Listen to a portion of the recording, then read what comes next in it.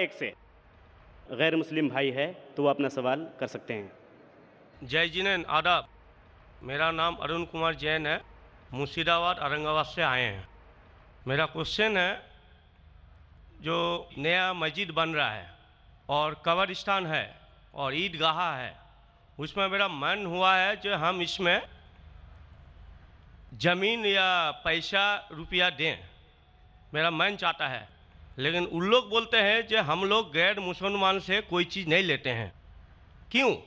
इस्लाम में लिखा हुआ है आदमी आदमी को प्यार करो। भाई का सवाल है कि वो चाहते हैं कि मस्जिद बनाने के लिए अपनी ज़मीन दे ईदगाह के लिए, और मुसलमान कहते हैं कि हम गैर मुसलमान की मदद नहीं लेते। क्यों? क्या इंसान भाई नहीं है? भाई साहब, गैर मुसलमान की मदद लेना इस्लाम में हराम नहीं है, लेकिन कुछ शराइत, कुछ चीज़ों के लिए। मिसाल के तौर पे मस्जिद बनाने के लिए कुछ शर्त है। मस्जिद बनाने के लिए एक मुसलमान अपनी ज़कात का पैसा भी नहीं दे सकता है। ज़कात एक मुसलमान के लिए फ़र्ज़ है कि वो 2.5% अपनी बचत का, हर कमरी साल वो 2.5% अपनी बचत का जो निसाब के ऊपर है, 85 ग्राम सोने के ऊपर है, उसे ज़कात देना चाहिए। और ज़कात की कई शराइत है कि फ़ुक़ारा को देना चाहिए, गरीब को देना चाहिए, मसाकिन को, मुअल्ला और फुतुल क़ुलूब, गारिमून जो कर्जदार है, वगैरह वगैरह, इब्न सबील। लेकिन इसके अंदर ये मुसलमान अपनी ज़कात का पैसा मस्जिद के लिए नहीं दे सकता है, क्योंकि मस्जिद एक मुसलमान का फ़र्ज़ है कि वो अपने पैसे से बनाए, और ज़कात का पैसा भी इसमें इस्तेमाल नहीं हो सकता है, अपने बाकी पैसे से बनाए।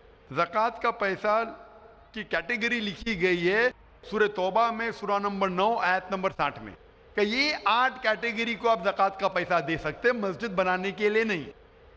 क्योंकि मस्जिद एक फ़र्ज़ है, मुसलमान खुद अपने पैसे से, ना कि ज़कात से, अपने बाकी पैसे से जो सदका हो या बाकी पैसे से, ना कि जो गरीबों के लिए जो पैसा महफूज है, जो 8 कैटेगरी है उसके लिए महफूज है, वो पैसे में से आप मस्जिद बनाने के लिए नहीं दे सकते।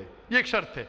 उसी तरीके से शर्त है कुरान मजीद की कि मस्जिद की देखभाल सिर्फ वो लोग करना चाहिए जो इस पे ईमान लाते हैं, जो इस बात में मानते हैं, जो ईमान लाते हैं और जो मानते और अपने अच्छे अपने पैसे से। तो अगर कोई गैर मुसलमान अगर इस पे ईमान नहीं लाता है तो मस्जिद के लिए इस्तेमाल नहीं किया जा सकता है।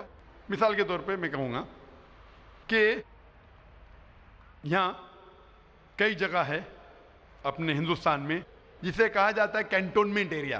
तो कैंटोनमेंट एरिया मतलब वो एरिया जहाँ सिर्फ मिलिट्री के लोग जा सकते हैं। आम हिंदुस्तानी, मैं हिंदुस्तान का नागरिक हूँ, मैं ये नहीं कह सकता कि मैं हिंदुस्तान का नागरिक हूँ इसीलिए मुझे कैंटोनमेंट एरिया में जाने दो। वो रूल है। कैंटोनमेंट एरिया में जाने के लिए फर्ज है क्या वो लोग जो अपनी पूरी जिंदगी देते हैं देश की हिफाजत करने के लिए, वो लोग को इजाजत है। आम आदमी कैंटोनमेंट एरिया में नहीं जा सकता है, ये उसूल है देश का। उसी तरीके से जो लोग ईमान लाते हैं मजहब पे और ज़कात के अलावा अपनी बाकी आमदनी के पैसे से मस्जिद बना सकते हैं। तो इसीलिए क्योंकि आप ईमान नहीं लेके आए तो मस्जिद बनाने के लिए आपके पैसे का इस्तेमाल नहीं हो सकता है। लेकिन बाकी खैरात की अलग बात है। अगर आप किसी को पैसा देते हैं, किसी को तालीम के लिए, मुसलमान को, तो हराम नहीं कि मुसलमान गैर मुसलमान का पैसा नहीं ले सकता है।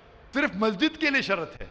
तो कुछ चीज़ों के लिए शराइत है, बाकी चीज़ों के लिए नहीं। मिसाल के तौर पर आप कहना चाहते हैं कि मैं मेरे पैसों से कोई मुसलमान को पढ़ाना चाहता हूँ, तो कोई मुसलमान आपके पैसे से तालीम हासिल करना उसके लिए हराम नहीं है, सिर्फ मस्जिद के लिए। अगर आप चाहते हैं कि आपका पैसा मस्जिद में इस्तेमाल हो तो पहले आपको मुसलमान बनना पड़ेगा, आपको ईमान लाना पड़ेगा, फिर ही आप, क्योंकि आप अगर जिस चीज़ में ईमान नहीं लेके आते, आप अगर ईमान नहीं लेके आते कि हमको एक ईश्वर को मानना चाहिए, हमको सलाह पढ़ना चाहिए, तो उसी तरीके से अगर आपको ईमान आ जाएगा कि ये मस्जिद सही इबादत की जगह है और मैं इस पे यकीन करता हूं, फिर आपका पैसा ले सकते हैं, वरना नहीं। Hope that answers the question. आपका दूसरा सवाल। दूसरा सवाल है ये, हम लोग जो गाय का दूध पीते हैं वो वेज है कि या नॉन वेज है? भाई का सवाल है कि हम गाय का दूध जो पीते हैं वो वेज है कि नॉन वेज है। साइंटिफिकली गाय वेज है कि नॉन वेज है? भाई साहब, हम लोग जानते हैं नॉन वेज है। गाय नॉन वेज है ना? हाँ, तो उसका दूध वेज होगा या नॉन वेज होगा? नॉन वेज, लेकिन नॉन- हम लोग का धर्म में वो देवी है। हाँ, अभी उसके ऊपर बाकी सवाल आ गया ना। आपका पहला सवाल था कि दूध नॉन वेज है क्या वेज है, तो मैंने पूछा गाय नॉन वेज है क्या वेज है, आपने कहा नॉन वेज, तो दूध भी नॉन वेज होगा। तो साइंटिफिकली दूध नॉन वेज है, लेकिन क्योंकि दूध के बिना आपकी जिंदगी नहीं गुजर सकती है तो दूध को लोग ने वेज कर दिया। आप समझे ना? दूध के बिना जिंदगी गुजरना मुश्किल है तो दूध को वेजिटेरियन कह दिया। तो मेरे तकरीर में जो मुनाजरा हुआ था मेरा एक जैन के साथ कि गोश्त खाना इंसान के लिए हराम है कि हलाल है। हम भी जैन है। मालूम है आपका नाम जैन है। तो एक मुनाजरा हुआ था with the president of the Indian Vegetarian Congress, mister Rashmi Bhai Jhaveri, वो प्रेसिडेंट थे। तो एक मुनाजरा हुआ कि गोश्त खाना इंसानों के लिए हराम है कि हलाल है। और मुनाजरे में मैंने साबित किया कि गोश्त खाना इंसान के लिए हराम नहीं, अच्छा है, साबित किया। और उसमें यह भी कहा कि दूध नॉनवेज है, लेकिन सारे वेजिटेरियन दूध पीते, क्यों? आप समझ रहे ना? तो दूध साइंटिफिकली इज नॉन वेजिटेरियन। आपने कहा क्या है, हमारी देवी है। आप अगर पढ़ेंगे, जैसा मैंने कहा कि न तस् प्रतिमास्ति, उस ईश्वर की कोई प्रतिमा नहीं, कोई अक्स नहीं। आप समझे ना? कोई अक्स नहीं, कोई पिक्चर नहीं, कोई पेंटिंग नहीं, कोई फोटोग्राफ नहीं। तो ये वेद के मुताबिक ये गलत हो जाता है। आप समझे ना? लेकिन फिर भी मैं जानता हूं कि कई किताबों में, क्योंकि हिंदू किताबें दो किस्म की है, श्रुति और स्मृति। श्रुति वो किताब जो भगवान की तरफ से आए, वेद और उपनिषद। स्मृति वो किताब जो इंसानों ने लिखी है। तो श्रुति होती जो ईश्वर की तरफ से है, और एक होती है स्मृति जो इंसानों ने लिखी है। तो मैं जानता हूं कि कई हिंदू मजहबी किताबों में, खुसूसन स्मृति में, ऐसी चीजें लिखी है जो श्रुति के खिलाफ है। ये आप देखेंगे, गाय आपकी देवी है, वो आप वेद में नहीं पाएंगे, आप नीचे वाली किताब में पाएंगे। तो जब भी कोई ऊंची या नीचे किताब में टकराव हो तो हमें मानना चाहिए ऊंची किताब। कुरान इस्लाम की सबसे ऊंची किताब है। कुरान से कोई भी किताब टकराई तो हमें कुरान में मानना चाहिए, उस किताब में नहीं। आप समझे ना? तो इसी तरीके से अगर आप वेद में पढ़ेंगे, वेद में लिखा है कि खुदा का कोई अक्स नहीं, तो अगर वो मानेंगे तो हमें मानना पड़ेगा कि खुदा का कोई रूप नहीं। तो ये कहना कि गाय देवी है, ये कई पंडित कहते हैं कि हम जानते हैं कि खुदा एक है, हम जानते हैं ईश्वर एक है, लेकिन हमें कंसंट्रेशन के लिए हमें बहुत बार मूर्ति का सहारा लेना पड़ता है।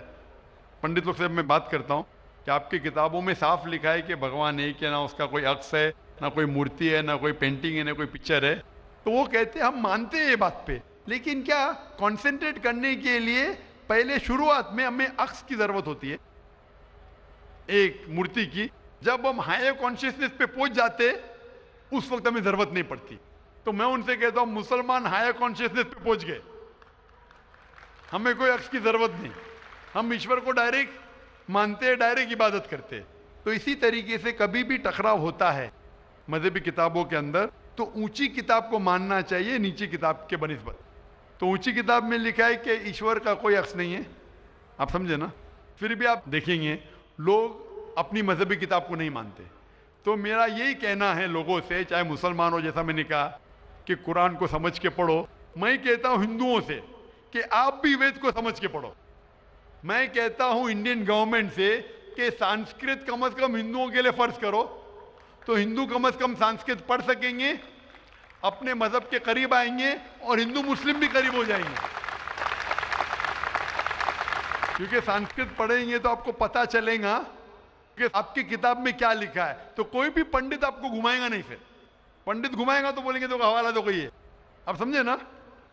अरे बहुत से हिंदू मेरे जो सुनते मुझे अपने पंडित से पूछते गए मुसलमान है जो ऐसा करता है, बोलते अरे अरे वो मुसलमान को सुनो मत। अरे क्यों नहीं सुनो भाई? मैं अगर हवाला गलत दे रहा हूं तो आप आके पूछ सकते मुझे कि आपने जो हवाला दिया वेद का गलत है। मैं इंसान हूं, गलती कर सकता हूं। आप समझे ना?